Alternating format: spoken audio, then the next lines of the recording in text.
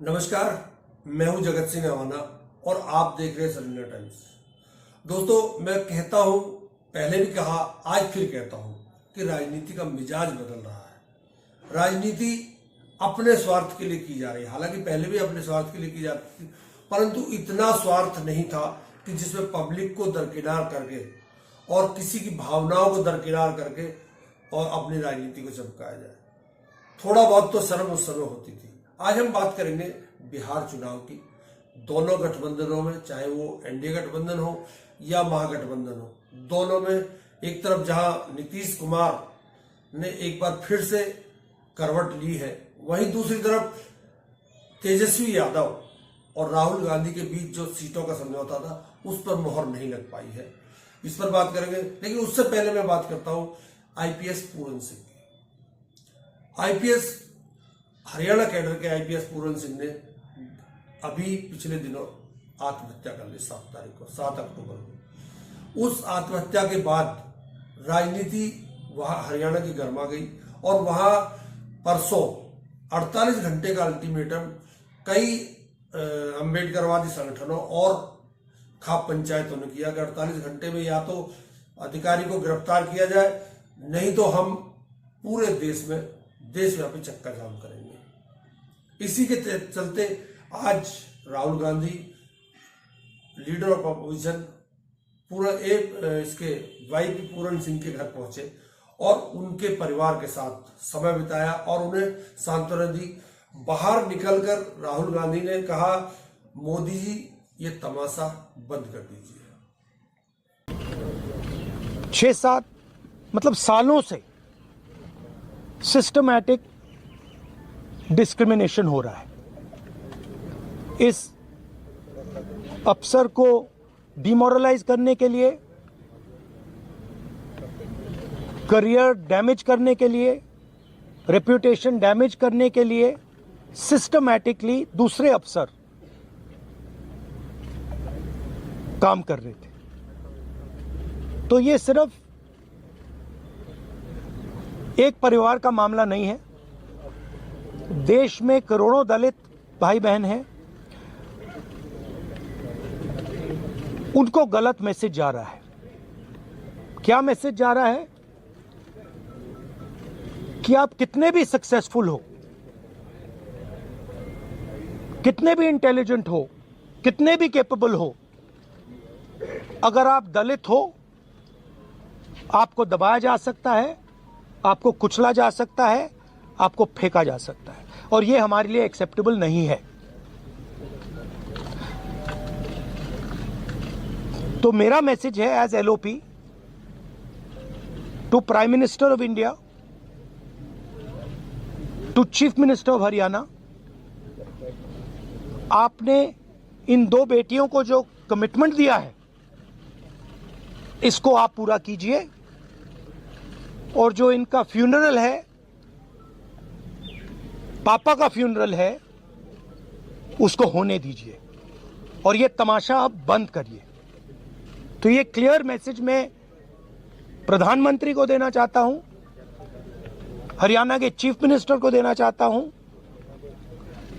कि एक्शन लीजिए, ऑफिसर्स पे कार्रवाई कीजिए और इस परिवार पर जो प्रेशर है उसको हटाइए। डीजीपी को हटा दिया गया है।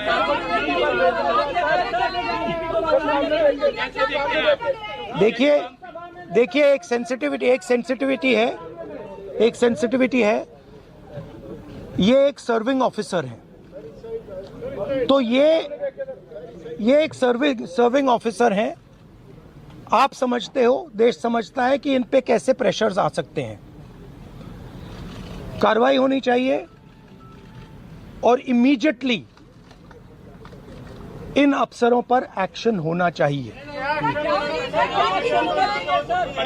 एक्शन होना चाहिए। आप अरेस्ट कीजिए, आप अरेस्ट कीजिए। फॉल्सली ये केस लगाया गया है, आप अरेस्ट कीजिए, एक्शन शुरू कीजिए। Thank you.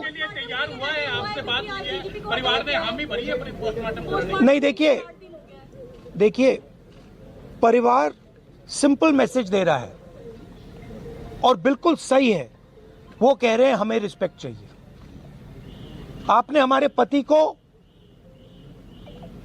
डिसरिस्पेक्ट किया, आपने उसके करियर को खत्म करने की कोशिश की, उन्होंने आत्महत्या की। मरने के बाद रिस्पेक्ट दीजिए, और अगर आप रिस्पेक्ट नहीं देंगे तो वो हमारे लिए एक्सेप्टेबल नहीं है, ये कहा है। और ये एक सेकंड बोलने दीजिए मुझे, और ये बिल्कुल सही है, 100% सही है। और ये सिर्फ एक परिवार की रिस्पेक्ट की बात नहीं है, हिंदुस्तान के हर दलित भाई बहन की रिस्पेक्ट की बात है। तो मैं फिर से कह रहा हूं, प्रधानमंत्री से कह रहा हूं, चीफ मिनिस्टर से कह रहा हूं, जल्दी से जल्दी आप कार्रवाई कीजिए। Thank you.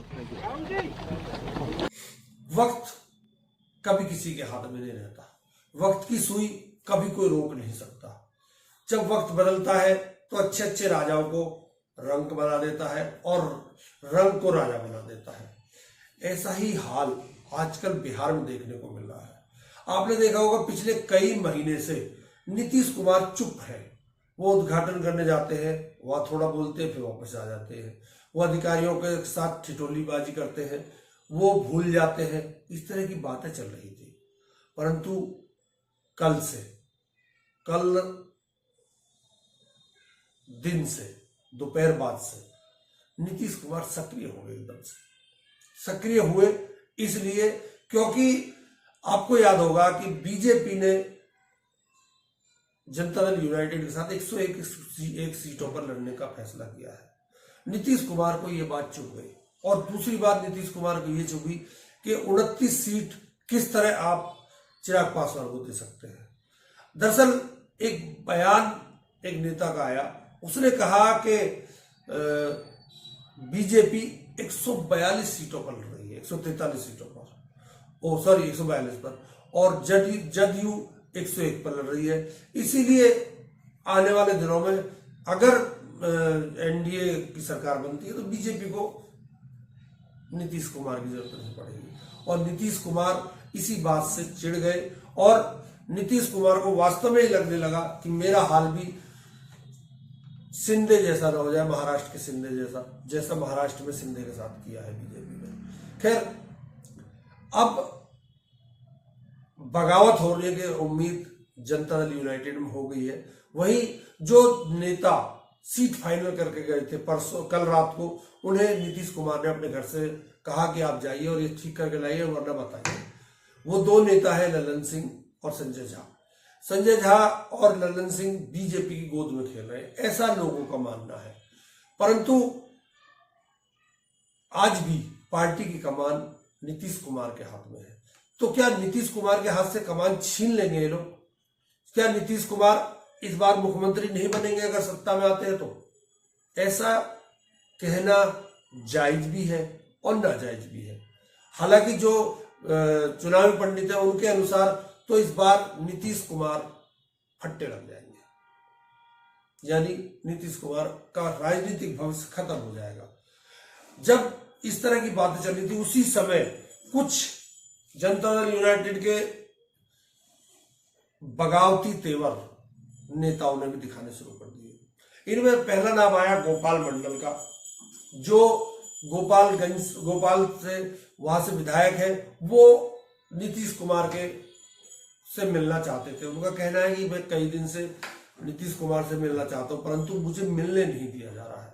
कौन है जो नहीं मिलने दे रहा है? वही दूसरी तरफ एक सांसद है गोपालगंज से, उन्होंने भी इस्तीफा देने का ऐलान कर दिया है। उनका कहना है कि जब मुझे चुनाव में पूछा ही नहीं जा रहा, मेरी सीट पर चुनाव हो रहा है, मुझसे ही नहीं पूछा जा रहा, तो मेरा सांसद बने रहना उचित नहीं है। एक बार देखिए क्या है माहौल। एनडीए के सीएम चेहरे का ऐलान हो, अब यह साफ कर दिया गया है नेतृत्व नहीं बल्कि नीतीश के नाम का ऐलान हो, यह जेडीयू की तरफ से साफ कर दिया गया। और अब सवाल इसी को लेकर, नीतीश की इस नाराजगी की खबरों के बाद बीजेपी बैकफुट पर है। ऋषि दर्शन कर रहे हैं मुख्यमंत्री आवास के बाहर, क्योंकि इनको मुख्यमंत्री नीतीश कुमार से मिलना है। इनका कहना है कि पिछले 2 महीने से ये लगातार कोशिश कर रहे हैं कि मुख्यमंत्री से नीतीश कुमार से इनकी मुलाकात हो, लेकिन इनको मुख्यमंत्री नीतीश कुमार से मिलने नहीं दिया जा रहा है। आज भी अपने ये सैकड़ों समर्थक के साथ मुख्यमंत्री आवास पहुंचे थे। ये मुख्यमंत्री नीतीश कुमार से मिलना चाहते हैं, लेकिन आज भी जब इनको मिलने का समय नहीं दिया गया, अंदर जाने की इजाज़त नहीं दी गई, तब ये मुख्यमंत्री आवास का जो मेन गेट है वहाँ पर ये ज़मीन पर धरने पर बैठ गए हैं और ये कह रहे हैं कि जब तक इनकी मुलाकात मुख्यमंत्री नीतीश कुमार से नहीं होगी तब तक वो यहाँ से नहीं हटेंगे। सबसे बड़ी बात है कि ये एक आशंका भी जाहिर कर रहे हैं कि इनकी टिकट हो सकता है इस बार काट दी जाए, क्योंकि इनका कहना है कि कुछ लोग जो है वो लगातार साजिश कर रहे हैं कि इनकी टिकट काटी जा सकती है। और इसीलिए आप देख सकते हैं यहाँ से संजय झा जो हैं वो यहाँ से गुजर रहे हैं, वो अंदर चले गए। हालांकि गोपाल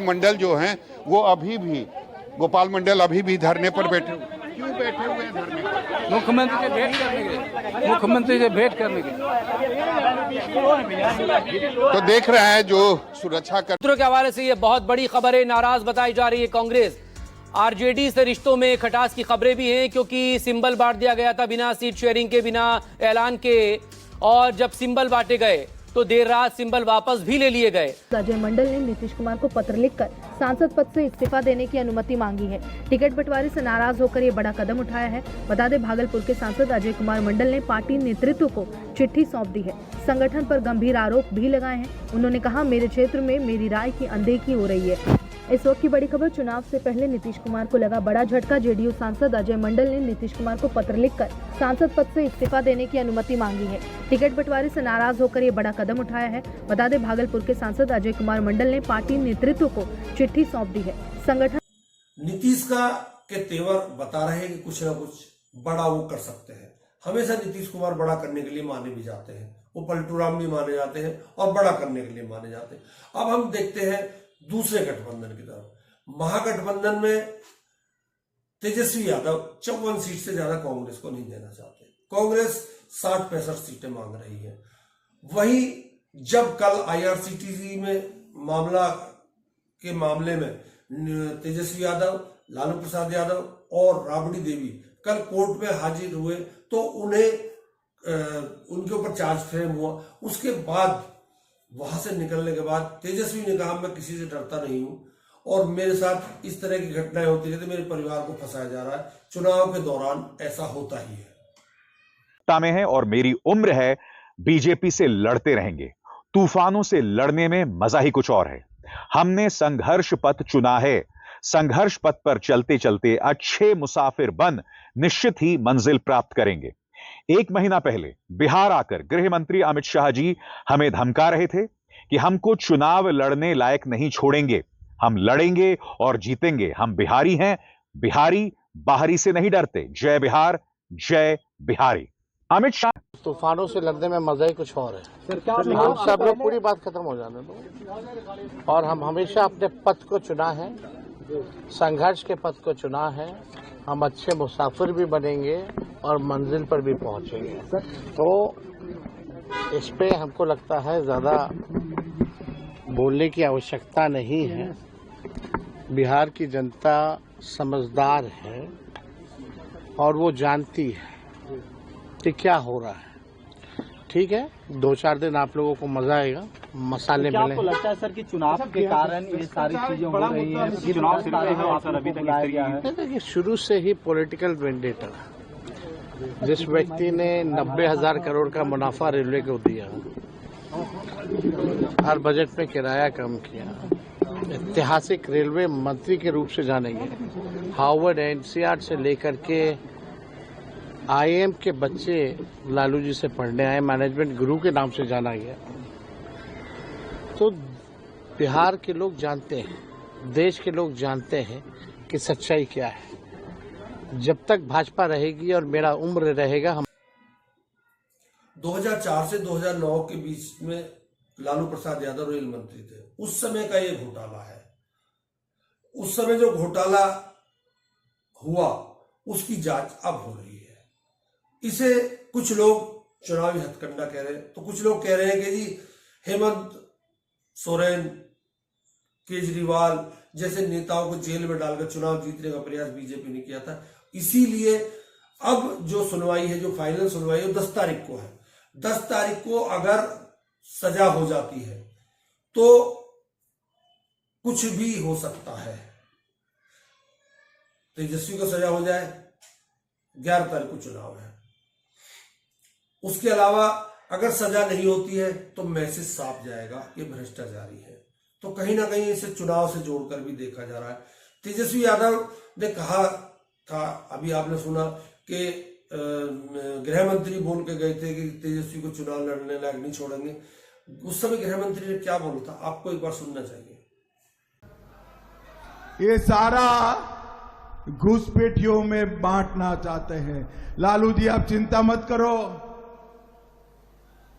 हम संकल्प कर भाजपा के कार्यकर्ता इस बार मैदान में उतरे हैं कि इस बार हमारा बहुमत ऐसा होगा कि अगली बार तेजस्वी चुनाव लड़ने की हिम्मत भी नहीं कर पाएंगे। एआरसीटीसी के इस घोटाले में 120, 420 इस तरह की धाराएं इनके ऊपर लगाई हैं। ये मामला क्या है, एक बार देखिए। राबड़ी देवी और तेजस्वी यादव के खिलाफ आरोप तय किए हैं। सीबीआई के चार्जशीट को स्वीकारा गया है। अब मुकदमा चलेगा और उनके परिवार के खिलाफ दर्ज एक भ्रष्टाचार, धोखाधड़ी और साजिश से जुड़ा मामला है जो 2004 से 2009 के दौरान घटा जब लालू यादव रेल मंत्री थे। इस घोटाले में दिल्ली की राउज एवेन्यू अदालत ने लालू यादव, राबड़ी और तेजस्वी यादव पर आरोप तय कर मुकदमे की प्रक्रिया शुरू करने का आदेश दिया। पर्यटन निगम के रांची और पुरी के बीएनआर होटलों के ठेके देने से जुड़ा हुआ है। आरोप है कि लालू यादव ने रेल मंत्री रहते हुए इन होटलों के मेंटेनेंस कॉन्ट्रैक्ट को सुजाता होटल्स प्राइवेट लिमिटेड, विजय और विनय कोचर की कंपनी को गैर कानूनी तरीके से दिलाया। इसके एवज में लालू परिवार को पटना की कीमती जमीन बेहद कम कीमत पर रिश्वत के रूप में ट्रांसफर की गई। अगर कुल मिलाकर जोड़ा जाए तो दोनों खेमों में बेचैनी है। दोनों खेमे, क्योंकि आपको याद होगा कि जनता आरजेडी भी पिछले 20 साल से सत्ता से बाहर है, कांग्रेस वह बहुत दिन से बाहर है, बीजेपी अपनी सत्ता बनाना चाहती है, वो अब नीतीश के कंधे पर नहीं चढ़ना चाहती। नीतीश बीजेपी को अपने कंधे पीछे रखना चाहते, उसे आगे नहीं देना चाहते। तो क्या जनता दल यूनाइटेड की सीटें बढ़ जाएंगी या बीजेपी कुछ कंप्रोमाइज करेगी, या चिराग पासवान जो हनुमान जी हैं, जिन्होंने पिछली बार नीतीश कुमार का बंटाधार किया था, असली जलन नीतीश कुमार को इसी से है कि इसको 29 सीट क्यों दे दी। अब देखते हैं कौन सा गठबंधन कितने हथकंडे अपनाता है, कौन किसके साथ जाता है। आज की स्थिति में तो स्थिति साफ है कि कोई भी फैसला, कोई भी निर्णय इस समय किसी के हक में नहीं जा रहा है। हर आदमी बेचैन है, हर आदमी अपने तरीके से अपनी गोटियों को सेट करने में लगा हुआ है। देखते हैं क्या होता है। आप भी देखिए, हम भी देखेंगे।